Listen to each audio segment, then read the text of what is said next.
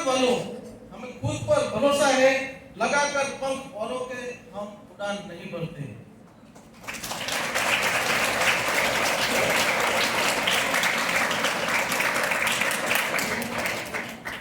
और उन्होंने ऐसी उड़ान भरी कि इसकी बराबरी आज तो विश्व का कोई भी मनुष्य नहीं कर पाया है। उसकी बराबरी आज तक विश्व का कोई भी मनुष्य नहीं कर पाया है। वो पूरे विश्व के लिए और विशेष करके अपने देश के लिए एक चमत्कार था। चमत्कार वो नहीं होता जो सुनाया जाता है, चमत्कार वो होता है जिसकी किसी ने उम्मीद तक की न हो, ऐसा घटित हो जिसकी किसी ने कल्पना भी न की हो, जो असंभव को संभव कर दिखाए, जो मरुस्थल में जहां पर एक कली भी खिलती नहीं वहां बगिया खिला जाए, और वो कार्य आंबेडकर जी ने किया। अगर तुम इस कसौटी पर परखो तो मैं बिना किसी संकोच से कहता हूं कि आंबेडकर भारत का सबसे बड़ा चमत्कार थे। पूरी दुनिया के इतिहास को देखो, Gandhi ji, Abraham Lincoln, Nelson Mandela या वोल्टर, इन सब ने महान काम किए, इसमें कोई दो राय नहीं है।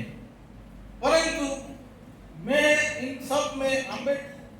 सबको आंबेडकर के बाद ही चुनूंगा, क्योंकि आंबेडकर का संघर्ष उन सब से अलग और अत्यंत कठोर था। उस सब का संघर्ष महान था, लेकिन आंबेडकर का संघर्ष आत्मा को झकझोर देने वाला। समाज के सबसे निचले पायदान से उठकर जहां इंसान की परछाई तक को अपवित्र माना जाता था, वहां से निकलकर पूरे राष्ट्र का भाग्य लिखना यह केवल एक प्रचंड प्रज्ञा वाला चमत्कार ही कर सकता था।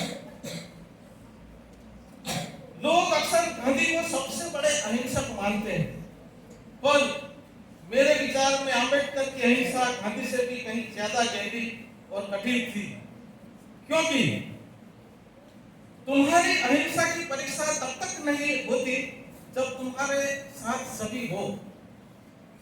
वो तब होती है जब तुम्हारे पास प्रतिशोध और हिंसा करने के 1000 कारण हो, और फिर भी तुम न्याय, प्रेम और शांति का मार्ग चुनो।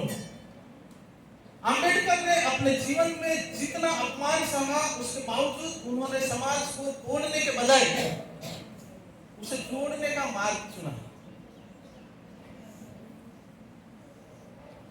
धर्म तुम्हें नैतिकता, शांति और अध्यात्म का मार्गदर्शन दे सकते हैं। राम तुम्हें मर्यादा सिखा सकते हैं, बुद्ध तुम्हें शांति और सांत्वना दे सकते हैं। लेकिन जिस समाज ने तुम्हें अछूत कहा, वहां सांत्वना से पेट नहीं भरता, और सिर्फ प्रार्थनाओं से जंजीरें नहीं टूटती। आज तुम्हें जो वोट की ताकत मिली है, जो शिक्षा का अधिकार मिला है, ये किसी दैवीय चमत्कार का फल नहीं है, बल्कि उस संघर्ष का प्रताप है जिसे आंबेडकर ने अपने खून और पसीने से रचा है। लेकिन विडंबना देखिए, आज भी कुछ लोग उन्हें अपसत्ता कहते हैं, और इसमें महिलाएं भी शामिल हैं, जिसे इसी संविधान ने पहली बार पुरुषों के बराबर खड़ा किया, जिन्हें शिक्षा, स्वास्थ्य और सम्मान से जीने का हक मिला। वो आंबेडकर